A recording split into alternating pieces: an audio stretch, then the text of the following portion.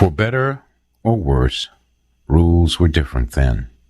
National child labor laws would not be passed until 1938. If they had been in enforcement in 1920, she might not have been able to begin her contribution to the family income. Yet, though the cement and coal industries were going strong in and around Leeds in those days, Georgiana's initial labors were of a sweeter sort. When did she begin? I might have been 10 years old, working in a candy store. There before where I told you where Cooper's store was, there's a little old shack out there, and they put a little old candy store in it. Well, I'd go to school, but I'd go from there to job, you know. Yeah, I worked for Bergentown 12 years. And I worked for other places like that. We worked all of our lives, I reckon. George, he worked. Well, it wasn't down at the plant, it's over here at the quarry. You know, where there's a shale quarry over there.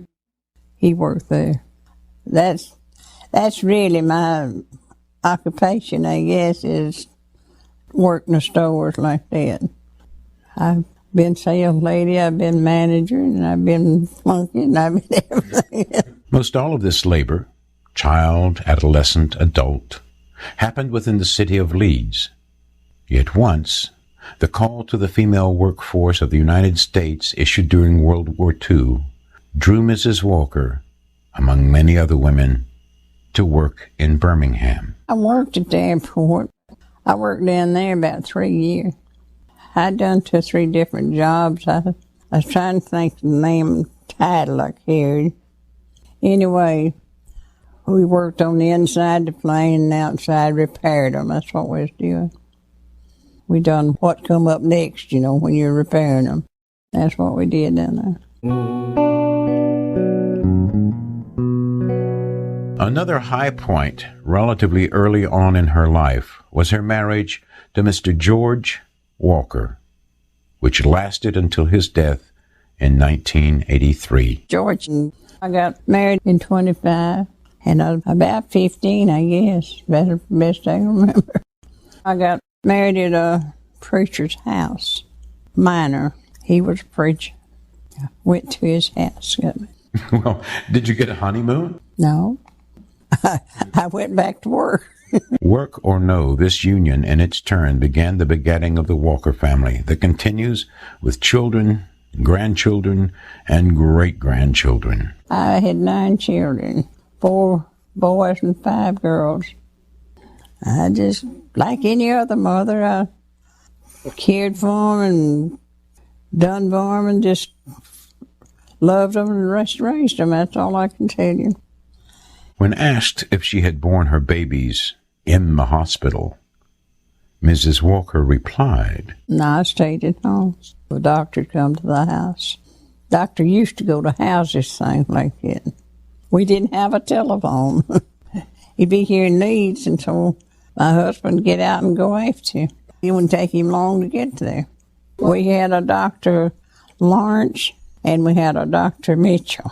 You know, I was telling you about this hotel there where the gazebo is now. Well, Dr. Lawrence, he had an office there, and Dr. Mitchell, they was our family, you know, the doctor to Dr. Leeds. And then Dr. Clayton come to Leeds, Dr. Allen. For the more mundane illnesses and scrapes attributed to life, without a nearby pharmacy to pop into for a pickup of pills or liquids or patches or shots, one resorted to more fundamental medications. My mother, you know, she knowed all that about herbs, but I don't remember the names of them. And she helped me out. Again, her hero, her mother, continued to serve her children. But life, fortunately, is often graced by other diversions, some which are simple, would probably even amaze the children of today, if the amazer were still around. And down there in front of Callaway's store was a grist mill in the water down there to grind corn, so we went and seen that It was a sight for us to see how it done that. Then, age demands other diversions. Some are active and some are passive, but all, it seems by this account, were those that drew community together in shared entertainments. Well, after we got up, as we thought grown, we went to dances. We'd have, maybe this family would clean out a room with dancing it, this week. Another one over yonder somewhere else. Later would clean out one and we'd get in it and dance. And then on Sunday evening, I'm going to tell you our recreation after we come back from church. We'd go out there to the depot and watch trains go by. Now, we thought we was doing something really great, but we would, after we would go home and eat our lunch and change clothes. We had to change clothes, because we didn't have many church clothes, and we had to take care of them. But we'd go home and eat and change clothes. We'd just take off out there and watch the trains go by. Now, that's what we did on Sunday evening. There's several families of us later, they'd move in and we'd get acquainted with each other. They'd have kids. So we'd all go out there and bunch up and watch them trains go by.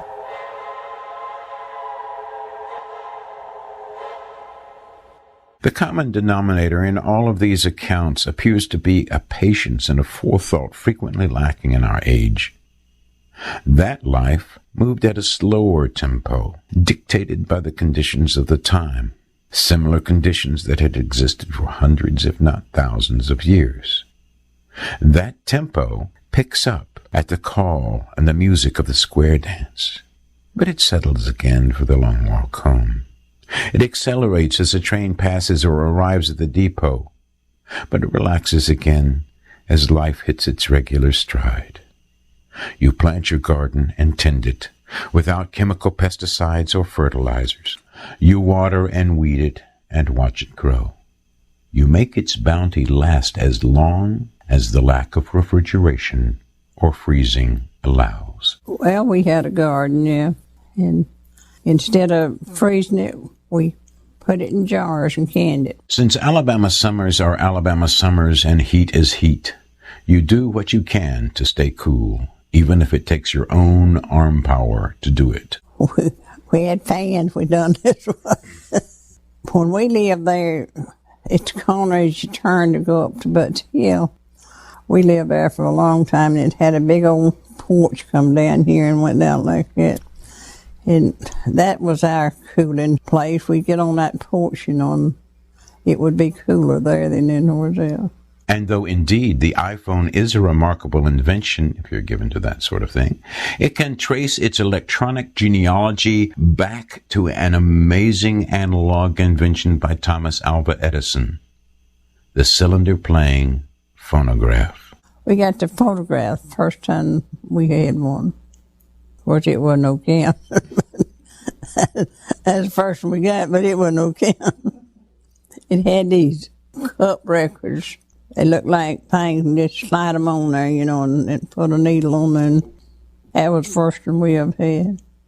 I just imagine that you'd pay for one now if you found it. And I mean pay lots. Our records, they wasn't that big around, I don't guess, but they was pretty big. And like that, and you slide them on there, and put your needle on them. One of them had Amazing Grace on it. That was always my mother's favorite song. I don't remember the rest of them, but it was hers because she bought it. She bought the others, but she bought it first. It is not possible to summarize an entire life so rich in years in such a few minutes. We've merely taken these small memory samples to present to you the sense of a person in a time. Perhaps Mrs. Walker sums it up nicely in her own way, with humor and wisdom. You know what I told the kids here? That I didn't go forward in my age. I turned around and was going backwards.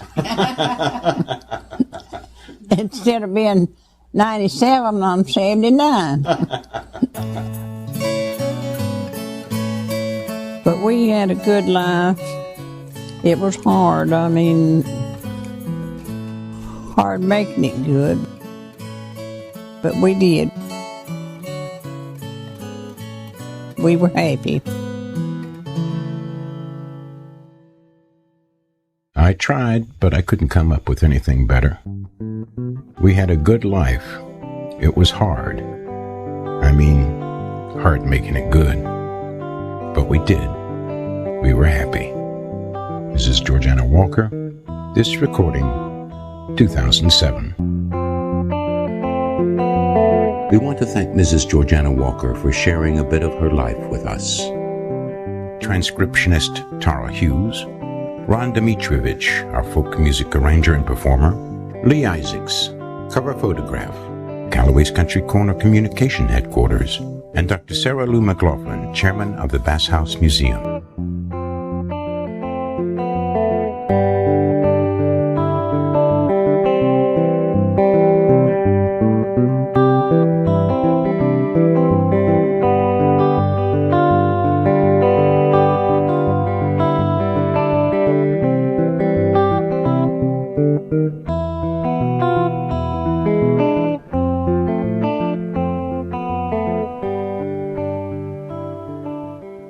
This is Grady Clarkson.